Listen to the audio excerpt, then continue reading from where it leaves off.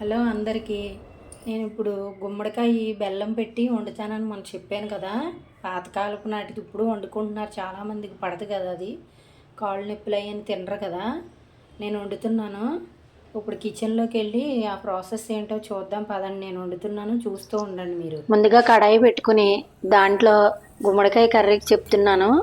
కొంచెం ఆవాలు జీలకర్ర వేసుకోవాలి, కొంచెం లైట్గాను, ఎంతో కాదు, మీ కూరకు తగ్గట్టు వేసుకోండి. నేను పావు టీ స్పూన్ వేసుకున్నాను. తర్వాత ఎండుమిరపకాయలు వేసుకోవాలి, 2-3 ఎండుమిరపకాయలు. పచ్చిమిరపకాయలు వేయం కదా దీనికి, ఎండుమిరపకాయ కారం కారం మాత్రం పించి లైట్గా వేసుకుంటాం అంతే. నేను కరివేపాకు అయిపోయి ముందు గుమ్మడికాయ ముక్కలు వేసాను. మీరు మాత్రం ముందు కరివేపాకు వేసుకుని తర్వాత గుమ్మడికాయ ముక్కలు వేసుకోండి. వేసుకున్నాక తర్వాత మొత్తం కలుపుకుంటూ ఉండాలి. ఏంటంటే వాటర్ ఉండదు కదా ఈ కర్రీకి, వాటర్ వేయం కదా, మాడిపోతూ ఉంటుంది, చూసుకుంటూ ఉంటాను 2 నిమిషాలకు ఒకసారి కదుపుకుంటూ ఉండాలి.